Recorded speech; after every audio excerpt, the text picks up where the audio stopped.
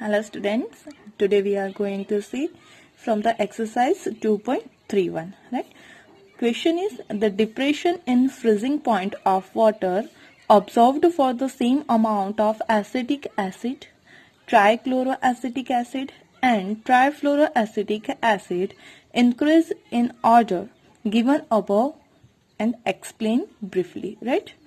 हमें इसमें क्या करना है, तो हमें देखना है कि अगर हम वाटर में acetic acid, trichloro acetic acid और ट्राइफ्लोरो एसिटिक एसिड ये तीनों को 1 बाय 1 ऐड करते हैं, सही है।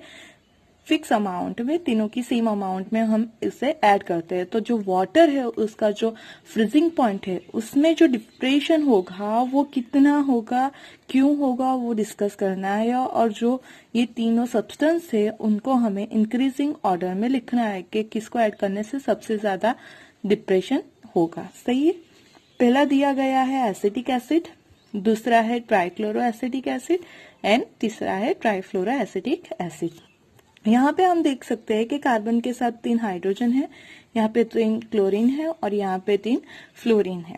अगर हम बात करें इलेक्ट्रोनेगेटिविटी की, तो सबसे ज्यादा इलेक्ट्रोनेगेटिविटी किसकी होगी, फ्लोरीन की है, सही है। और सबसे कम किसकी होगी, हाइड्रोजन की। अगर फ्लोरीन की इलेक्ट्रोनेगेटिविटी सबसे ज्यादा है तो वो क्या करेगा, अपनी तरफ इलेक्ट्रॉन को अट्रैक्ट करेगा। अगर वो अपनी तरफ इलेक्ट्रॉन को अट्रैक्ट करता है तो ये जो हाइड्रोजन है वो एज ऑफ प्रोटॉन के फॉर्म में इजीली डोनेट कर सकता है ट्राइफ्लोरो एसिटिक एसिड। और अगर वो H+ को डोनेट कर सकता है, मतलब कि हमारा जो सॉल्यूशन फॉर्म होगा उसमें नंबर ऑफ आयन इंक्रीज हो जाएंगे, क्योंकि ये नेगेटिव आयन हो जाएगा और ये पॉजिटिव आयन हो जाएगा। अगर नंबर ऑफ आयन्स इंक्रीज होते हैं तो जो डिप्रेशन ऑफ फ्रीजिंग पॉइंट है वो भी क्या होगा, बढ़ जाएगा।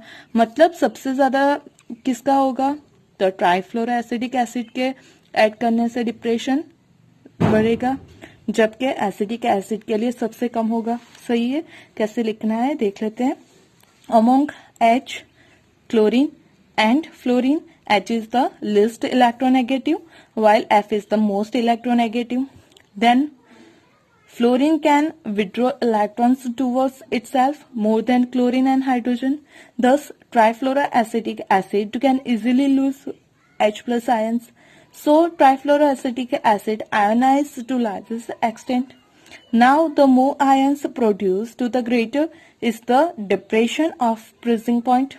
Hence, the depression in the freezing point increase in the order of acidic acid add करने से सबसे कम इंक्रीज होगा, फिर ट्राइक्लोरो एसिटिक एसिड और लास्ट में trifluoro acetic acid. Question number 2.32, calculate the depression in the freezing point of water when 10 gram of CH3CH2CH is added to 250 gram of water. Constant, equilibrium constant is 1.4 into 10 to the power minus 3 and Kf equal to 1.86 kelvin kilogram पर mole inverse, right. हमें क्या करना है, तो हमें जो freezing point का depression है वो फाइंड आउट करना है जब हम 10 ग्राम सॉल्यूट को 250 ग्राम ऑफ वाटर में डिसोल्व करते हैं, सही है। तो हमारा मास of solute solvent will be 250 gram, mass of solute will be 10 gram, equilibrium constant 1.4 into 10 to the power minus 3, Kf equal to 1.86 and Tf equal to हमें find out करना है, सही है। जो हमारा सॉल्यूट है उसका मोलर मास हो जाएगा 122.5 ग्राम पर मोल, राइट ना। हम मोलालिटी फाइंड आउट कर लेते हैं। Molality is equal to mass of solute divided by molar mass of solute into mass of solvent into multiply by 1000, क्योंकि ये किसमें दिया गया है, ग्राम में। Now replace all value, you will get the answer. Molality is equal to 0.3265 molar. Now हम direct वो formula use नहीं करेंगे delta TF is equal to KF into M वाली, क्योंकि यहाँ पे जो सॉल्यूट दिया गया है उसका डिसोसिएशन हो सकता है, और अगर किसी भी सब्सटेंस को हम डिसॉल्व करते हैं तब उसका डिसोसिएशन या एसोसिएशन होता है, तो हमें वन ऑफ फैक्टर पहले फाइंड आउट करना है। तो उसके लिए जो डिसोसिएशन है वो देख लेते हैं कैसे होगा। हमारा जो सब्सटेंस है वो क्या करेगा, एक एनायन फॉर्म करेगा और हाइड्रोजन को और प्रोटॉन को डोनेट करके वो दूसरा फॉर्म करेगा।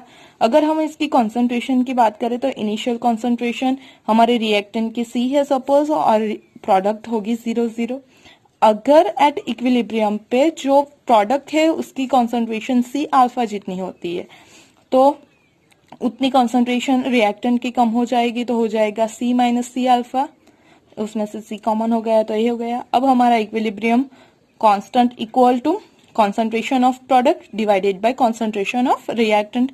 यहाँ पे कॉन्सेंट्रेशन ऑफ प्रोडक्ट है C अल्फा तो हमने रिप्लेस कर दी है, और कॉन्सेंट्रेशन ऑफ रिएक्टेंट है C 1 माइनस अल्फा, वो रिप्लेस कर दी है। 1 C will be cancel out, so alpha square divided by 1 minus alpha.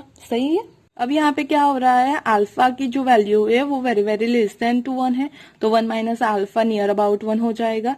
तो के हो गया equilibrium constant equal to C alpha square by 1।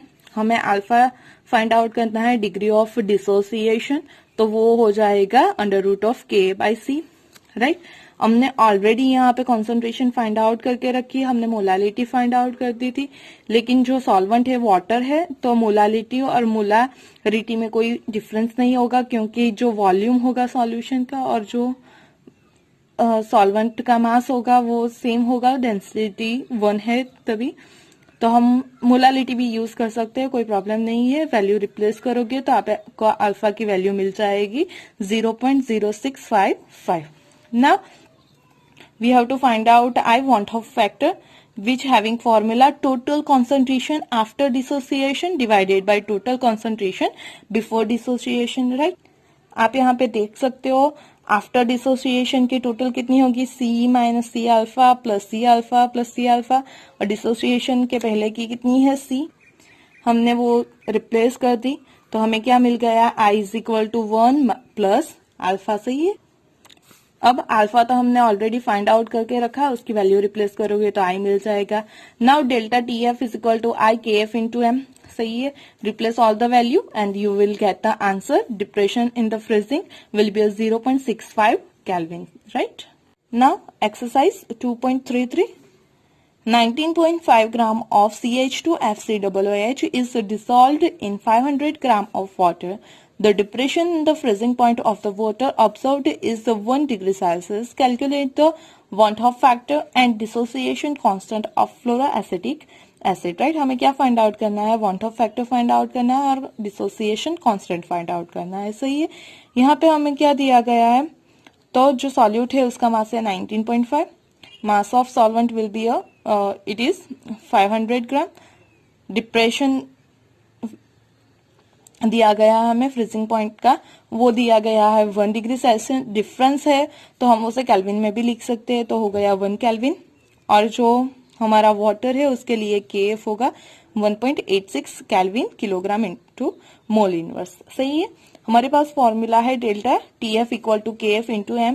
Now M is molality, so replace its value mass of solute divided by molar mass of solute into mass of solvent, right. यहाँ से हमें क्या मिल जाएगा, तो मास of solute मिल जाएगा। सही है। अगर हम सारी वैल्यू रिप्लेस करते हैं तो हमें मिलता है mass of solute which is 72.54 gram per मोल। ये जो मास आया वो कब का है, जब हम ऑब्जर्व्ड करते हैं। सही है। क्योंकि जो हमने डिप्रेशन मेजर किया है वो ऑब्जर्वेशन के थ्रू मेजर किया है, तो ये जो मोलर मास मिल रहा है वो क्या मिल रहा है, ऑब्जर्वेशन एक्सपेरिमेंट के थ्रू जो मिल रहा है वो। हमने जो सॉल्यूट यूज किया था वो कौन सा था, CH2FCOOH, तो उसका हम मोलर मास कैलकुलेट करेंगे तो वो क्या आएगा 78 ग्राम पर मोल। सही है। तो हम Van-Hoff फैक्टर के लिए लिख सकते हैं I इज इक्वल टू जो कैलकुलेटेड मास है उसके डिवाइडेड बाय ऑब्जर्वेशन के थ्रू जो मास मिला, तो Van-Hoff फैक्टर हो गया 1.0753। सही है। अब जो हमारा सॉल्यूट है वो क्या होगा, तो सॉल्वेंट में डिसोसिएट होगा। कैसे डिसोसिएट होगा, तो वो प्रोटॉन को डोनेट कर देगा और एक नेगेटिव आयन और एक पॉजिटिव आयन फॉर्म करेगा। उसकी इनिशियल कॉन्सेंट्रेशन होगी C, तो प्रोडक्ट की क्या हो जाएगी 0 अगर एट इक्विलिब्रियम पे वो C अल्फा जितना प्रोड्यूस होता है, तो जो रिएक्टेंट है उसकी कॉन्सेंट्रेशन हो जाएगी C 1 माइनस अल्फा। सही है। हम फिर से वही फॉर्मूला यूज करेंगे I is equal to total concentration after dissociation and total concentration before dissociation. तो हमें इन सबका एडिशन करना है, डिवाइडेड बाय ये करना है। तो हमें क्या मिल जाएगा, I is equal to 1 plus alpha. We already know find the value of I, so replace this value and you will get the alpha. Now from the equation we can write that equilibrium constant equal to concentration of product divided by concentration of reactant, right? Cc will be cancelled out, so you will get C alpha square divided by 1 minus alpha. Here you can replace the value of alpha, and C will be concentration, which is the mass of solute divided by molar mass into volume of solution, which is in ml, and you have to multiply by 1000, right? Replace all value and you will get the concentration 0.5 molar, right? Replace all the value and you will get the equilibrium constant, which is 3.07 into 10 to the power minus. Now exercise 2.34. Vapor pressure of water at 293 Kelvin is 17.535 mmHg. Calculate the vapor pressure of water at 293 Kelvin when 25 gram of glucose is dissolved in 250 gram of water. Right? हमें क्या करना है, हमें find out करना है कि जब हम 25 ग्राम सॉल्यूट जो हमारा ग्लूकोज है उसे 450 ग्राम ऑफ वाटर में डिसॉल्व करते हैं और जो सॉल्यूशन फॉर्म होता है उस सॉल्यूशन का वेपर प्रेशर कितना होगा, मतलब कि हमें P1 फाइंड आउट करना है. क्या क्या गिवन है, mass of solute which is 25, mass of solvent 450, molar mass of solvent 18 gram per mole, क्योंकि वो क्या है, वाटर है. Mass of solute which is glucose, so it will be 180 gram per mole, right. And जो हमारा water है उसका pure water का वेपर प्रेशर है 17.535 mmHg. Now we having formula P1 naught minus P1 divided by P1 naught is equal to X2, which is our mole fraction of solute. So we can write that moles of solute divided by moles of solute plus moles of solvent. First of all, we find out the moles of solute and solvent, right? Moles of solute will be a W2 by M2, which will be a 0.139 mole, and moles of solvent will be a 25 mole, right? Replace all the value and simplify that step by step, right? Then you can get the answer. The vapor pressure of solution will be a 17.438 mmHg. Now exercise 2.35. Henry's law constant for the molality of methane in benzene at 298 Kelvin is 4.27 into 10 to the power 5 mmHg. Calculate the solubility of methane in benzene at 298 Kelvin under 760 mmHg temperature, right? हमें क्या दिया गया है, तो pressure दिया गया है 760 mmHg and Henry constant दिया गया है. Now according to Henry law, pressure equal to Henry constant into mole fraction. We have to find out mole fraction, then replace the value and you will get the mole fraction, which is 178.10 to the power minus 5, right? Now question number 2.36. 100 gram of liquid A having molecular mass 140 gram per mole was dissolved in 1000 gram of liquid B having molar mass of 180 gram per mole.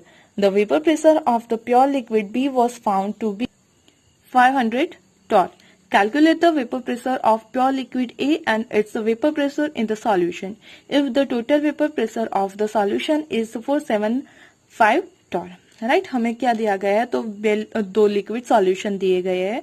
जो पहला liquid है उस solution है वो ए है, उसका मास कितना है 100 ग्राम और उसका मोलर मास हमें दिया गया है 140 ग्राम पर मोल, राइट. जो हमारा दूसरा लिक्विड है उसका जो मास है वो दिया गया है 1000 ग्राम, उसका मोलर मास है 180 ग्राम, right.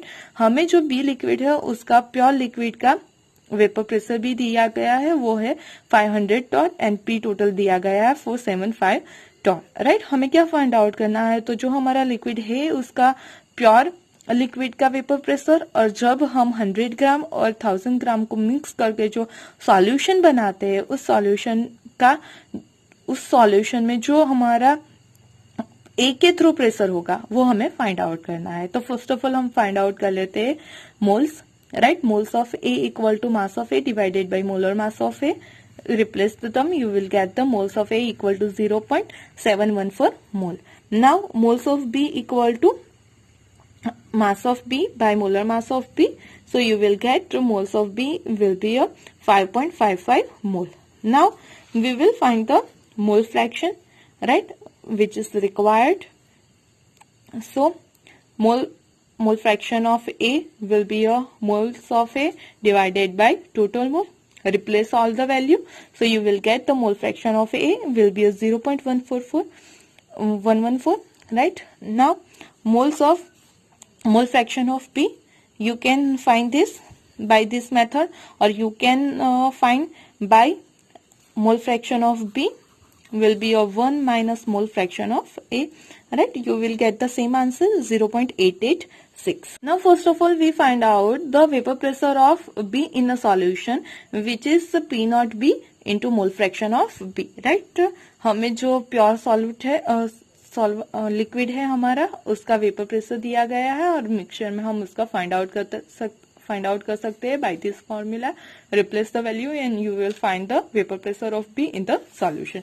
Now P total is equal to P A plus PB.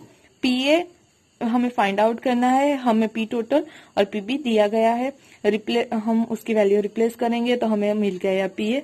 अब हम फॉर्मूला यूज करेंगे पी ए की, जो हो जाएगी P not A into X है. हमारे पास P not A find out करना है, पी ए हमने फाइंड आउट कर लिया और एक्स ए भी है, mole fraction of A B है. तो हम अगर उसकी वैल्यू रिप्लेस करेंगे तो हमें मिल जाएगा P not A equal to 280.70 torr. सही है.